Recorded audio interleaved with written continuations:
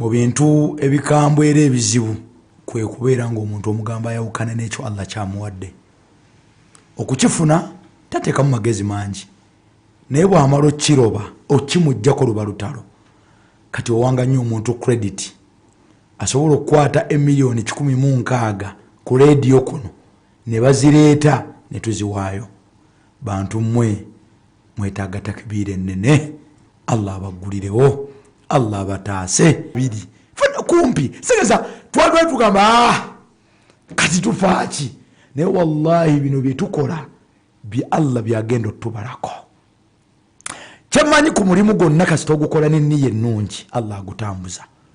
Omulimu gwonna bw'ogukola nga nniya si ntuufu esooka togufunamu mpeera, kuba enniya yo yakwagala bakuwaane nga bw'oyogera ennyo, bakuwaane nga bo.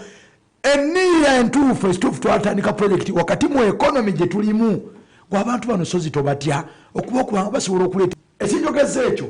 Sekajjemba njagala onsikira ekifaananyi kya miliyoni 16 wezibanga ne bwe babwetaana etatu babwenkana buti abawuliza ba Paalo babuleese. Bantu mmwe nsaba Allah ow'ekitiibwa omugagga abagaggawase, omutima omulungi gwe mulaze, amaanyi ge mulaze, okwagala kwe mulaze ate si gwe gusoose. Sozi bino lwaki abantu ba Paalo babikola? Ekireetera abawuliza ba Paalo okukola emirimu gino anti balaba obwerufu obuli mu Paalo. Nsaba mukkirize olunaku olwaleero kati kitwale nti katusumuludde era nkoowe tu omulala nga bwe twawadde omulundi guli tukole competition egamba omulundi oguddeko cheeke gye tuwaayo ate esinga eyasoose, kye twateeka mu nniya.